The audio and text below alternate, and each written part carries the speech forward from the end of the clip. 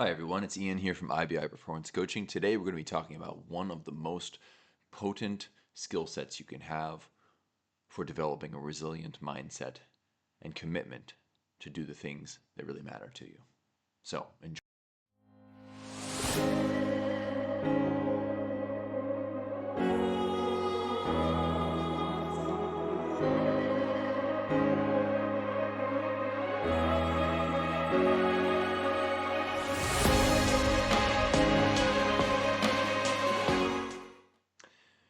The topic for today's video is going to be a practice, a model that comes from acceptance and commitment therapy, or ACT, as I'll be referring to it from now on. This is a really powerful model in the shape of a metaphor, though I'll be adding my own little spin to it at the end, and we'll address that when we get to it.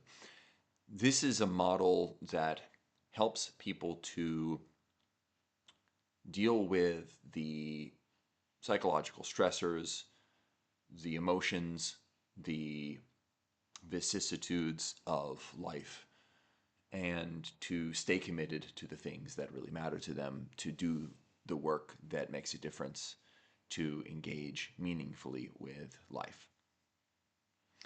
So let's take an example in order to make this real and easier to talk about.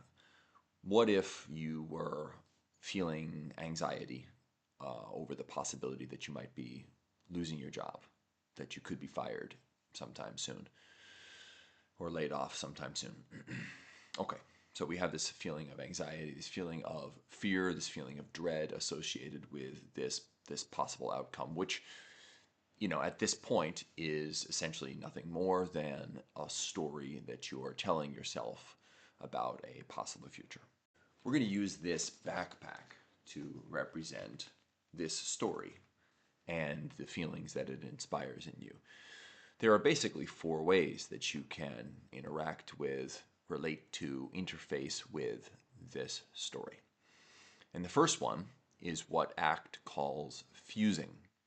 This is where we do not recognize the distinction between ourselves and the feelings, the emotions that we're experiencing, or the story that we're telling ourselves. It's where the story is accepted as reality, as truth, without being evaluated thoroughly.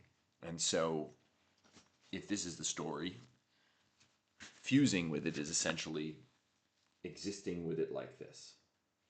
It's just in front of my face, as you can see here. You can't see me, I can't see you, because I'm looking at the world through the story. It's my lens to view things or not view them in the case of an opaque story like this. Now, obviously, it's going to be difficult to engage in productive, meaningful action if I have this bag in front of my face like this. Yet, this is how many of us go through most of life without questioning our assumptions and holding tight to the stories that we tell ourselves like this. Once we maybe recognize that that the story isn't serving us, or that it might not be true, or really more often it's that we don't like the feelings, the feeling of fear or of anxiety, the most common reaction is one of resistance, where we take that story and we start to push it away, pushing away the feelings, we're pushing away the story that we're telling ourselves, we're holding it at arm's length like this. Now, in terms of process, this might be considered an improvement, but how much of an improvement is it really? I still can't use my hands. They're both occupied holding this thing. And even though there's nothing in that backpack right now, if I hold it at arm's length for long enough, I'm going to exhaust myself. At some point, I'm going to have to pull it back in because my arms will just get too tired to hold it out there. This is an illustration of what Carl Jung meant when he said, "What you resist persists." And to dig a little deeper on that idea, because people hear that and I think it might not always be clear what he means by it. When you have an emotional reaction to something and you push it away and attempt to keep it at arm's length, or you attempt to suppress that emotional reaction, it doesn't go away. It goes internal and it becomes part of your lens through which you see the world. It colors that lens. It informs your worldview. And so if you're feeling fearful or angry or sad and you suppress those emotions, well, you've just made the world appear to be a more angry, sad, anxious, fearful place. And that is how it rebounds. Because if you live in a world that you perceive as being one of those things, then your response will be one of responding in kind. An angry world demands an angry response from you, in essence.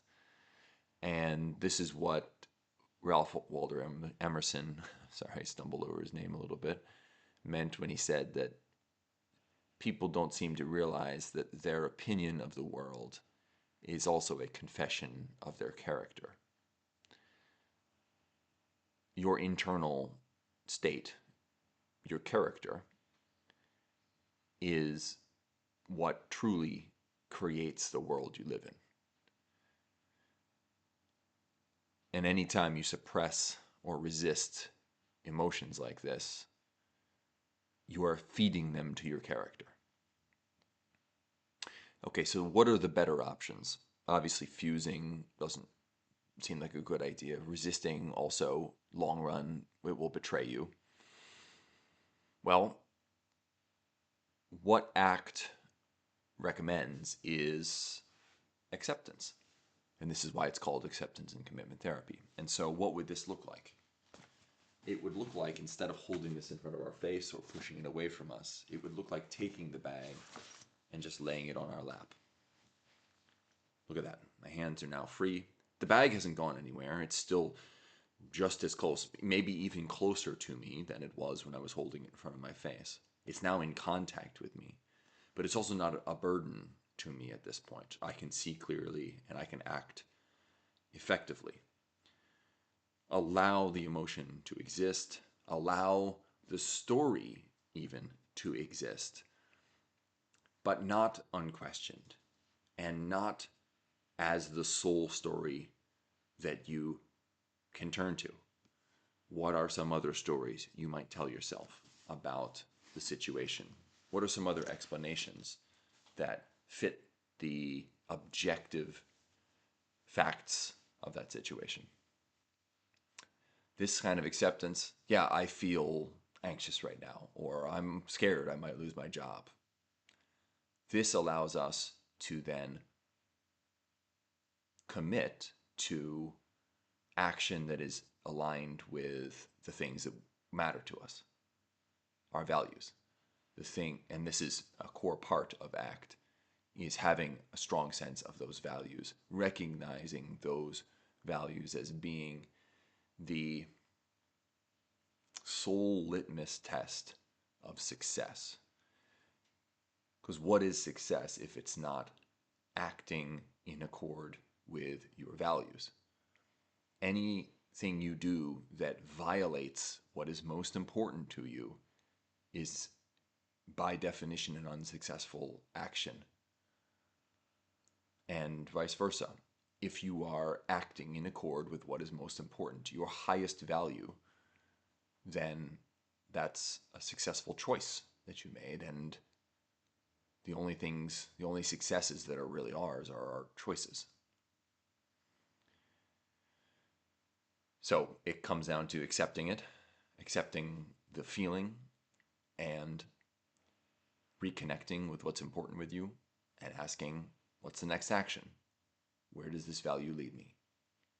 Now, this is where I add a little twist on the end of this, and I suggest that there's a fourth possibility here. Not just acceptance, but integration. And what would integration look like? it would mean taking this bag off of my lap and putting it on, turning it into a tool, a collaborator in my mission. In the case of the potential of job loss, the feelings of anxiety or fear, accepting them and then taking action is great. Accepting them and recognizing that they come from a place inside yourself that is seeking to help, even if it doesn't know how to do so effectively. This allows you to tap into that motivation, to that positive motivation, and to align it with what's important to you and the next actions you need to take.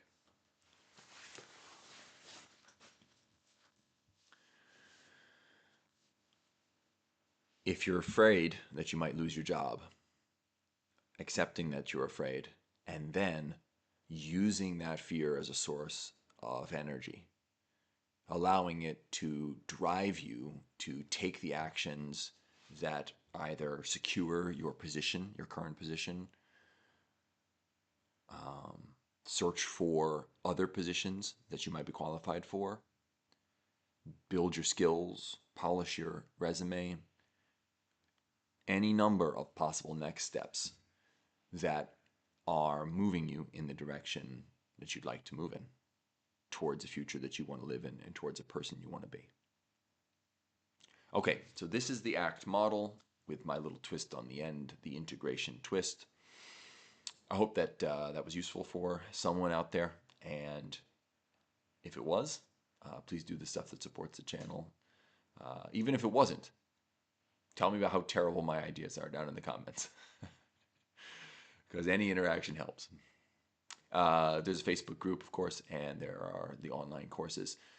One about leadership, unlocking your leadership potential, that goes very deeply into the psychological toolkit, of which this ACT model is but one. So if you're interested in that, you can check it out. And that's it for today. Thank you so much, everybody. Excellence is a habit, and elite performance is just a choice. So what's stopping you from making that choice?